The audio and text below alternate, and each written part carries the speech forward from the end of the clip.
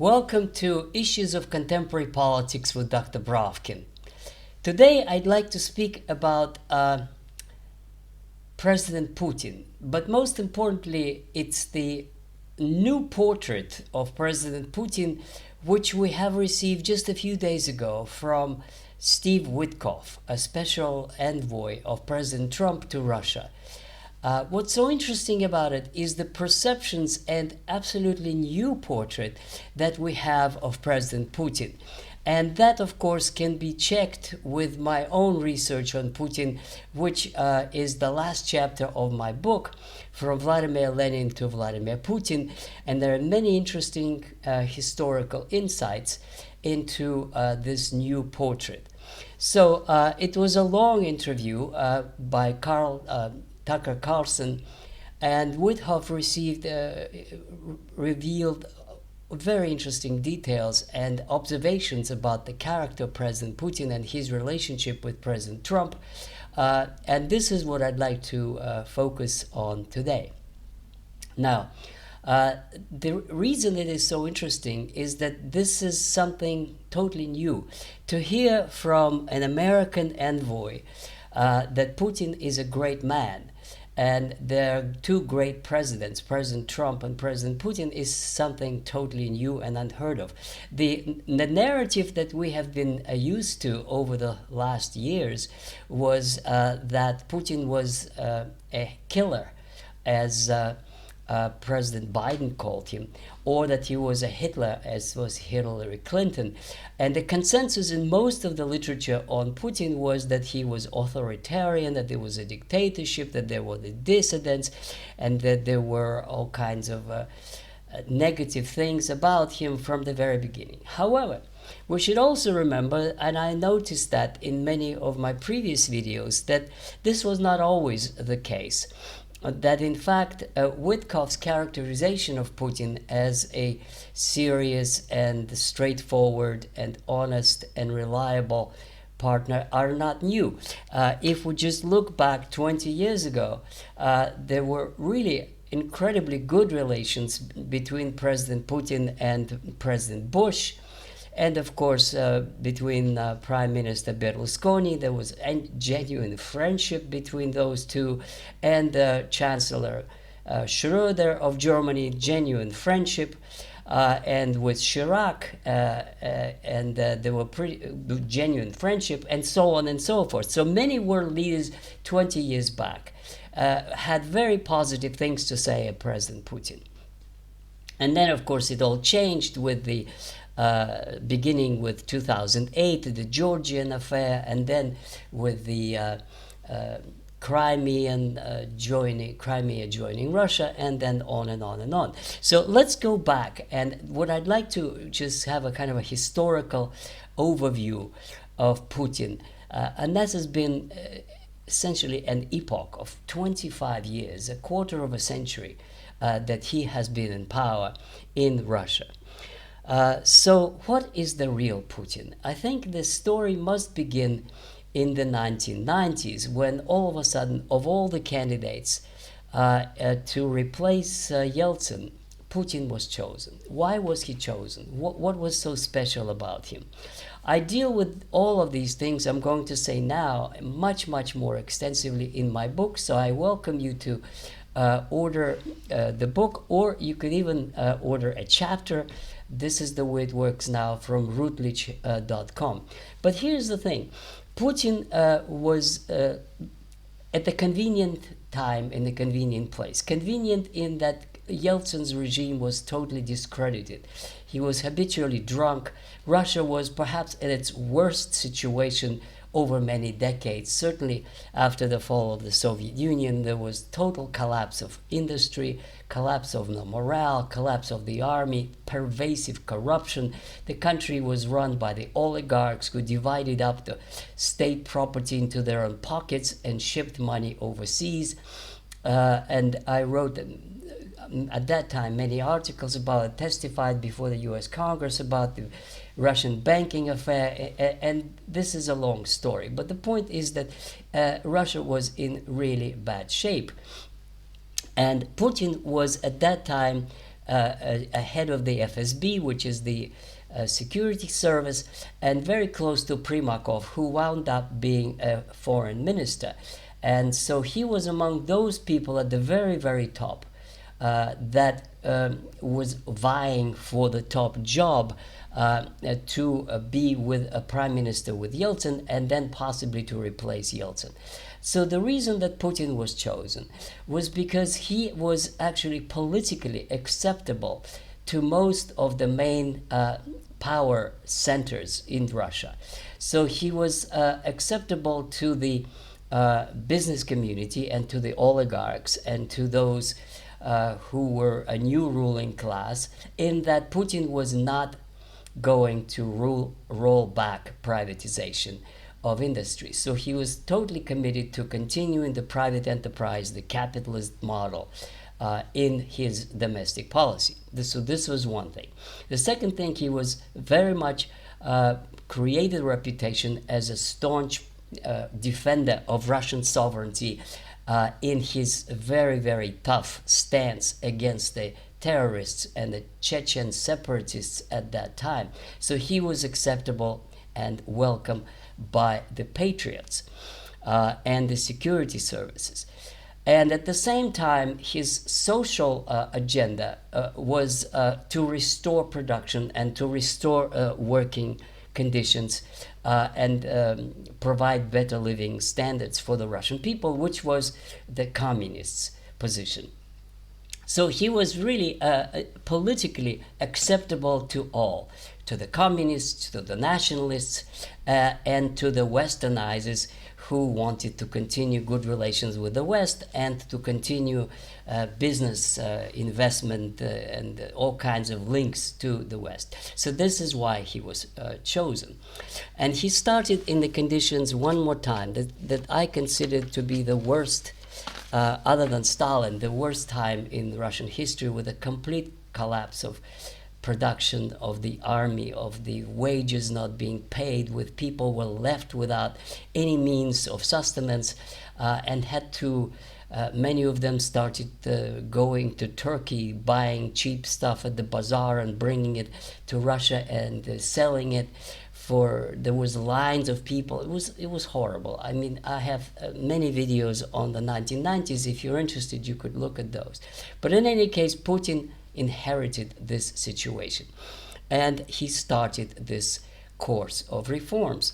And the first thing that he tried to do, his first problem, as I describe it in my book, was the oligarchs problem. And the oligarch problem was that Berezovsky, who was one of the oligarchs running the show with Yeltsin's family, he told him, look, you're gonna just sit at the driver's seat for a couple of years and then we'll replace you. So this was the kind of a beginning that the oligarchs had all the power and the government had none, and had to do what the oligarchs told the government to do. And Yeltsin was simply not in the position to even understand what kind of financial machinations these people, the liberals, the westernizers, were doing. So Putin started this very gently by essentially telling the oligarchs, you can keep your money, but keep out of politics. And so many of them got the idea, and some of them who did get the idea are still running the factories that they received back in the 1990s. Still, but they're no longer oligarchs. They do what the government tells them. Now, and some of them didn't.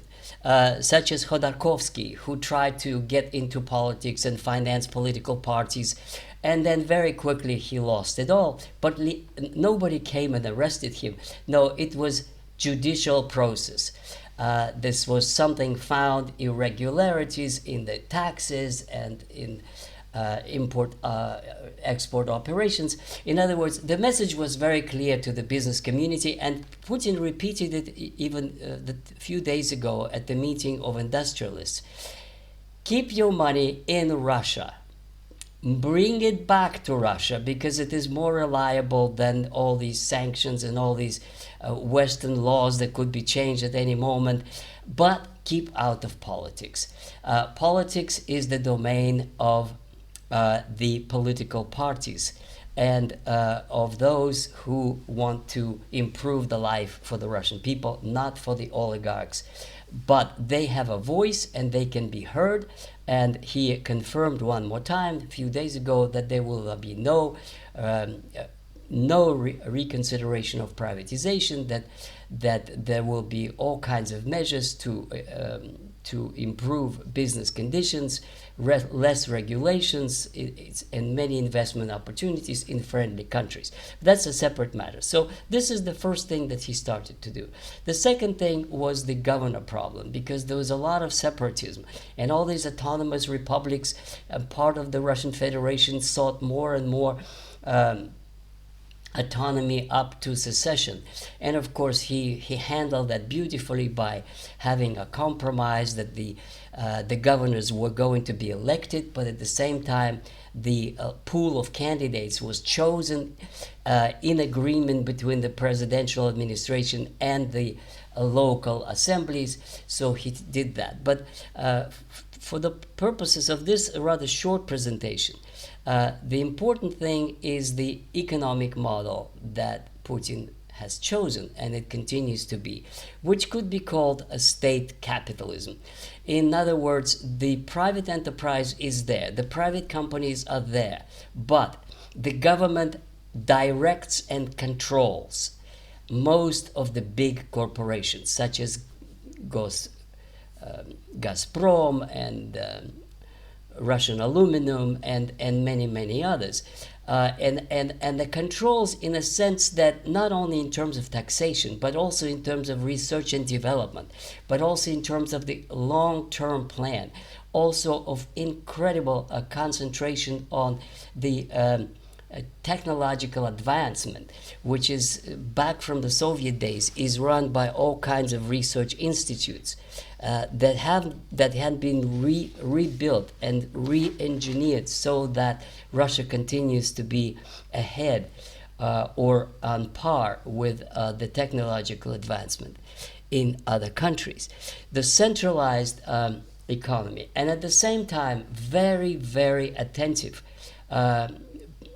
policies concerning the society. So there is a Mother's Capital program for mothers, and there are children's all kinds of organizations, associations. All of them are supported by the state in education, and there are all kinds of volunteer organizations for students, and all kinds of support in medicine, and all kinds of hospitals. In other words, Putin's popularity is genuine, and it is something that the West is not aware of, but that the life of Russian people was increasing year after year after year. It was getting better all the time, and that's why this is the secret.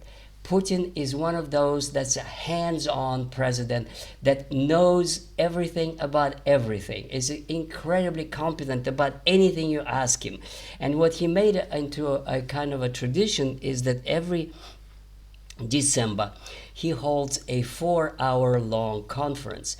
And there's a kind of call-in conference from various parts of the country. The questions are processed by a huge staff, and then they answer those questions. And then there are journalists from all over Russia and abroad, the foreign ones. BBC was recently one of those. And they ask all kinds of questions that are not prepared. It goes live into the air, and then he answers those questions. And the questions are, about the kindergarten that was closed, or the road that was blocked, or the mortgage payments that were changed for such and such a category of people. In other words, all kinds of problems. 90% of them have nothing to do with foreign policy and has to do with local conditions. And the kinds of questions that I'm sure none of the American president would ever consider to be his own to answer those questions. I remember once President Bush, the senior, was asked how much is a gallon of milk, and he didn't know. And this was one of the reasons that he he didn't run for elections.